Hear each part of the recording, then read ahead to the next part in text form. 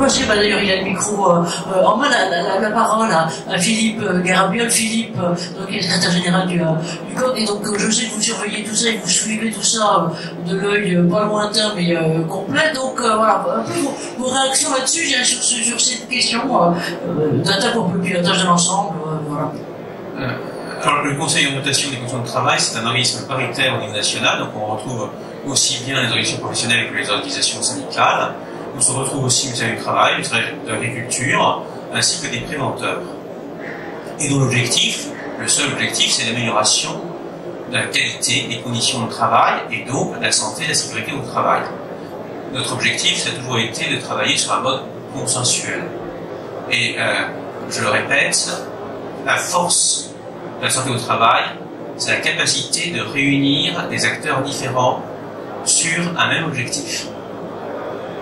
Alors, les réunir d'autant plus facilement que le diagnostic est partagé.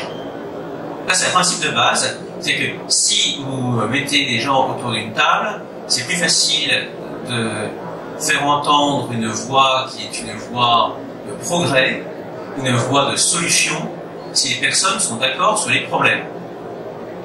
Pour qu'il y ait accord sur les problèmes, soit on est dans l'intuition collective, soit on est sur des preuves qui attestent qu'il y a bien des soucis importants et bien réels dans là, le milieu du travail. Les datas, ça sert à ça. Les datas, ça sert d'abord à permettre une action à tous les niveaux qui soit une action pertinente. Alors je vais être un peu ras des pâquerettes. En fait, les actions pertinentes, ça coûte de l'argent. C'est clair. Il faut y mettre de l'argent. C'est malheureux à dire, mais le nerf de la guerre, c'est la capacité à mettre en œuvre, donc à investir. Pour investir, chaque denier compte. Et pour que chaque denier rapporte, il faut aussi savoir pourquoi on le met sur la table. Donc, importance du data. Et le data, on l'a dit, ça coûte de l'argent. Ça coûte de l'argent, ça coûte de l'énergie aussi. Je pense que c'est très important à comprendre. C'est-à-dire que pour qu'il y ait une cartographie, il faut d'abord qu'il y ait une volonté. Ça, c'est très important. Sans volonté de cartographie, il n'y a pas de cartographie. Il faut des outils techniques. Alors, pendant très longtemps, nous n'avions pas les outils nécessaires. Alors, on l'a rappelé, pour qu'il y ait une pertinence dans les informations collectées, encore faut-il s'entendre sur la manière de faire, d'où les thésaurus. Un thésaurus, c'est long, très long à mettre en œuvre. Il faut des allers-retours, il faut évidemment écouter le terrain, sinon ça ne marche pas. Alors, ça, c'est évident. Il ne faut pas que ce soit trop pénible pour celui qui enregistre, parce qu'à un moment donné, il y a quelqu'un qui enregistre. Et il ne faut pas que ça coûte trop cher non plus à l'organisme, les SPST, qui mettent en œuvre le thésaurus.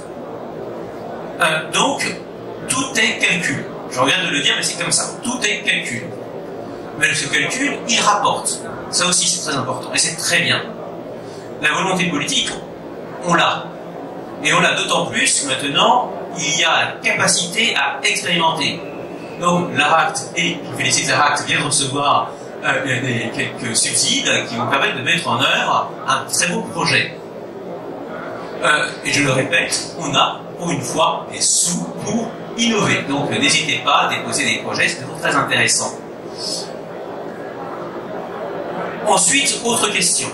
Une fois qu'on a la volonté, une fois qu'on a le diagnostic, une fois qu'on a des actions à mettre en œuvre, autre question, qu'est-ce qu'on peut mesurer d'autre? Alors je vais au second plan de ma présentation, c'est que il y a le diagnostic par rapport à l'état existant, et puis il y a l'évaluation des actions à mettre en œuvre, y compris et surtout les actions expérimentales. C'est très intéressant. Enfin, je veux dire que lorsqu'il y a des actions qui sont mises en œuvre, et il y en a beaucoup qui sont mises en œuvre, et beaucoup qui sont innovantes. Les services de prévention et de santé au travail sont loin d'être statiques. Je veux dire que moi j'en visite beaucoup, et à chaque fois, je suis très heureux de ce qui est présenté, parce qu'il y a beaucoup de sens dans le travail, et beaucoup de projets. Et ça vaut évidemment pour les agences de prévention, le BTP, l'ANACT, tout le monde s'y met. Donc, on s'y met, mais encore faut-il pouvoir évaluer et comprendre pourquoi ça marche, pourquoi ça ne marche pas. D'où l'importance, encore une fois, des data ciblés. C'est ça qui est très intéressant. Enfin, dernier point, les data, ça sert aussi à la recherche. Parce que oui, il faut évaluer ce qu'on met en œuvre, mais oui, aussi, il faut peut-être pouvoir inventer. Et inventer sur du moyen terme. Donner de la matière aux chercheurs. Et ce qu'on cherche à mettre en œuvre tout de suite, pour le connaître, on va étape par étape, c'est l'équivalent de ce qui existe dans le domaine de la santé publique, c'est-à-dire un centre de données national, alors je vais mal m'exprimer, je vais dire Earth Data Hub, mais donc un centre national de données en santé qui permet aux chercheurs, agréés évidemment, de pouvoir mettre en application ce qu'ils ont envie de mettre en application. Donc, la recherche soit fondamentale, soit pratique, mais qui permet aux chercheurs d'inventer dans le domaine de la santé au travail. C'est très important. Dans le domaine de la santé publique, ils ont de l'avance. Nous, on a du retard. Alors, ils ont un peu d'avance, pas beaucoup. Mais, c'est-à-dire, on est quand même en retard. Donc, l'un des objectifs, c'est de rattraper ce retard, et il y a beaucoup de monde qui aimerait qu'on rattrape ce retard. Ce qui est très bien maintenant, et j'en terminerai là, c'est qu'il y a une conjonction de bonne volonté, rare, il faut le dire, c'est rare à ce moment-là, qui nous permettent de progresser énormément dans le domaine de la santé au travail grâce aux data.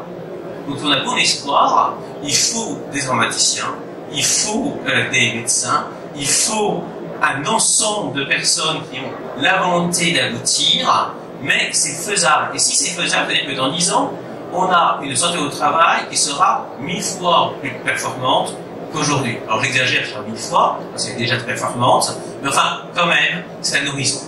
Merci. Mais merci Philippe, et effectivement aussi dans 10 ans les configurations seront évidentes parce que sans mettre un peu de cendre sur les choses, on connaît tous la question de la démographie médicale et donc que la formation des médecins, certes il y en aura des nouveaux, mais il y aura du temps, donc on aura d'autant plus besoin de ces outils, besoin de cette... Merci à vous de tout ça.